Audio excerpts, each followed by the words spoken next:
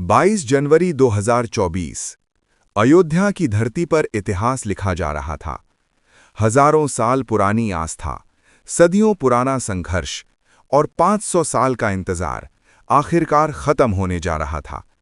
घंटों की गूंज, दीपों की रोशनी और लाखों लोगों की आंखों में आंसू। लेकिन इस मंदिर की कहानी सिर्फ आस्था की नहीं है।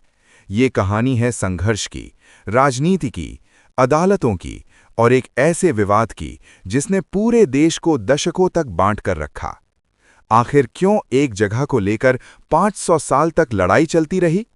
क्या सच में वहां पहले मंदिर था? और कैसे खत्म हुआ भारत के इतिहास का सबसे लंबा विवाद? यह है राम मंदिर की पूरी कहानी। उत्तर प्रदेश का एक छोटा सा शहर अयोध्या। हिंदू धर्म की मान्यताओं के अनुसार यही वो स्थान है जहां भगवान राम का जन्म हुआ था। हजारों सालों से लोग इस जगह को राम जन्मभूमि के रूप में पूजते आए हैं। लेकिन इतिहास का सबसे बड़ा मोड़ आया 16वीं सदी में। साल था 1528। मुगल बादशाह बाबर के सेनापति मीर बाकी ने अयोध्या में एक मस्जिद बनवाई। इस मस्जिद को बाद में बाबरी मस्जिद के नाम से जाना जाने लगा। लेकिन धीरे धीरे एक दावा सामने आने लगा। कहा जाने लगा कि यह मस्जिद उस जगह पर बनाई गई थी जहां पहले एक भव्य राम मंदिर था। और यहीं से शुरू हुआ भारत के इतिहास का सबसे लंबा विवाद। साल 1853 अयोध्या में पहली बार इस जगह को लेकर बड़ा धार्मिक टकराव हुआ। हिंदू पक्ष इसे राम जन्मभूमि मानता था और मुस्लिम पक्ष इसे बाबरी मस्जिद। हालात बिगड़ने लगे तो ब्रिटिश सरकार ने बीच में दखल दिया। उन्होंने उस जगह पर एक बाड़ लगा दी, जिससे एक तरफ हिंदू पूजा कर सकें और दूसरी तरफ मुस्लिम नमाज पढ़ सकें। लेकिन ये समाधान सिर्फ अस्थायी था। विवाद खत्म नहीं हुआ, बल्कि और गहराता चला गया। फिर आई एक ऐसी रात जिसने पूरे देश को चौंका दिया। 22 दिसंबर 1949 की रात। जब सुबह हुई तो लोगों ने देखा कि बाबरी मस्जिद के अंदर भगवान राम की मूर्तियां मौजूद थीं। हजारों लोग वहां इकट्ठा होने लगे।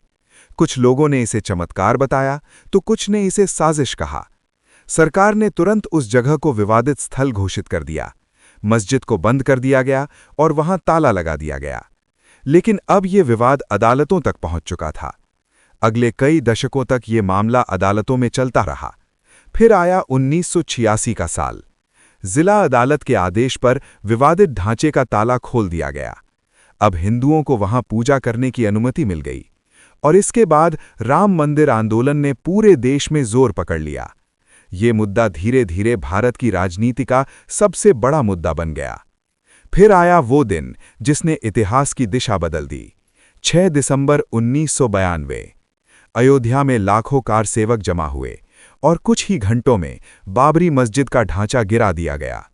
ये घटना पूरे देश में तनाव और दंगों का कारण बनी। भारत ही नहीं, पूरी दुनिया की नज़रें अब अयोध्या पर टिक गई थीं। लेकिन सबसे बड़ा सवाल अब भी वही था, आखिर इस जमीन का असली मालिक कौन है? साल 2003 में भारतीय पुरातत्व सर्वेक्षण ने विवादित स्थल की खुदाई करवाई। खुदाई में कई ऐसे अवशेष मिले जिन्हें कुछ विशेषज्ञों ने प्राचीन मंदिर के संकेत बताया।